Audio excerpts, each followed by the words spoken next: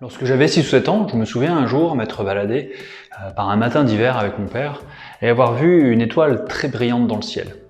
Je demandai alors à mon père quelle était cette étoile, et il me répondit que c'était l'étoile du Berger. C'est mon premier souvenir avec Vénus, et depuis je ne manque pas une occasion d'observer sa course dans le ciel. Bonjour à tous et bienvenue sur Connaissance. Vous l'aurez compris, dans cette vidéo on va parler de Vénus. Cette vidéo fait partie d'une série de vidéos dédiées aux différentes planètes du système solaire. Si vous n'avez pas vu la vidéo précédente au sujet de Mercure, je vous invite à la visionner, le lien se situe dans la description de cette vidéo. Avant de commencer, n'oubliez pas de vous abonner à cette chaîne pour être notifié des prochaines vidéos.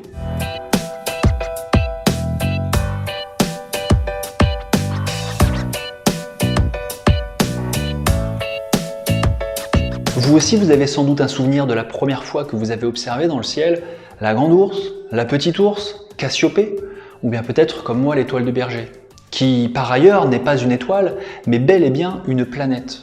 D'ailleurs, il existe un indice plutôt simple pour distinguer une étoile d'une planète, et c'est son scintillement. La prochaine fois que vous lèverez les yeux au ciel, soyez attentif au scintillement du point que vous observez. Vous n'observez pas de variation lumineuse? Il s'agit sans doute d'une planète. Revenons à Vénus. Cette planète a été nommée par les Romains du nom de la déesse de l'amour, de la beauté et de la séduction, aussi nommée Aphrodite chez les Grecs. Elle fut nommée ainsi car elle était considérée comme la plus belle du ciel. Vénus n'a pas de satellite, tout comme Mercure par ailleurs.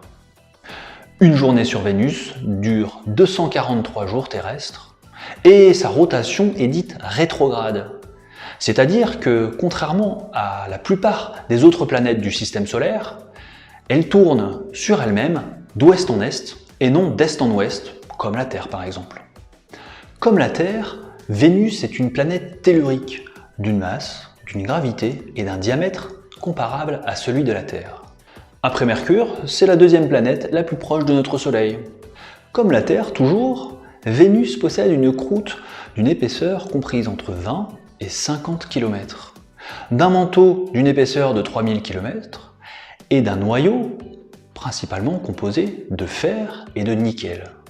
Elle se situe à la limite de la zone habitable de notre système solaire et c'est à peu près tous les points communs qu'elle peut avoir avec la Terre.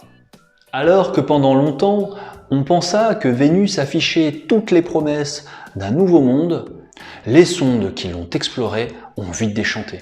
Elles ont en effet découvert une fournaise où les températures de plus de 460 degrés et une pression de plus de 93 atmosphères terrestres pourraient y faire couler du plomb liquide à sa surface.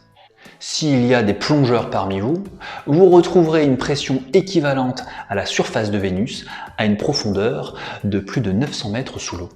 C'est la composition de son atmosphère composée à 96% de dioxyde de carbone qui, en retenant le rayonnement infrarouge émis par la surface de Vénus, provoque un très fort effet de serre et ses conditions exceptionnelles. L'enfer ne s'arrête pas là, puisque la surface de Vénus est couverte de milliers de formations volcaniques, à l'image des volcans crêpes, qui ont un diamètre de 25 km pour une hauteur moyenne de 750 mètres. Ou bien encore les coronas, des structures volcaniques pouvant atteindre jusqu'à 2600 km de longueur pour la plus grande, Artemis Corona.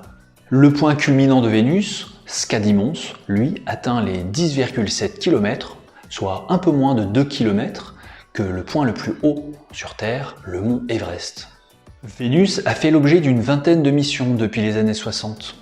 Plusieurs sondes atteindront la surface de Vénus. La première est soviétique, Venera 7. En 1970, elle atteint la surface et reste en vie 22 minutes. Elle n'aura le temps que de transmettre des données de température et de pression. 2 ans plus tard, la sonde Venera 8 viendra confirmer les mesures. Les sondes Venera 13 et 14, en 1982, seront les premières et dernières à envoyer des images en couleur de la surface de Vénus.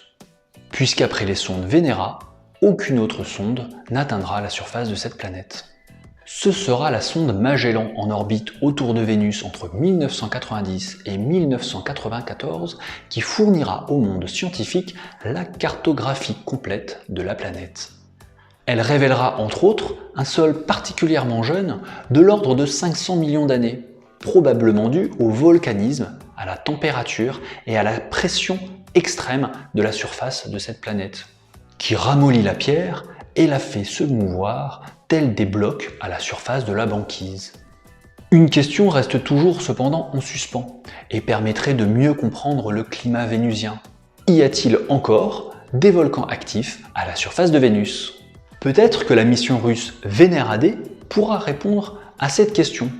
Elle devrait partir en 2027 et aura comme principale mission de détecter la présence de micro-organismes dans l'atmosphère de Vénus.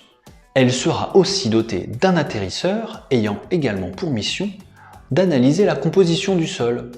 Celle-ci a été conçue pour fonctionner une trentaine de jours à la surface de Vénus, là où le précédent record date de 1981 avec la sonde Venera 13 qui resta en vie à sa surface à peine 2 heures.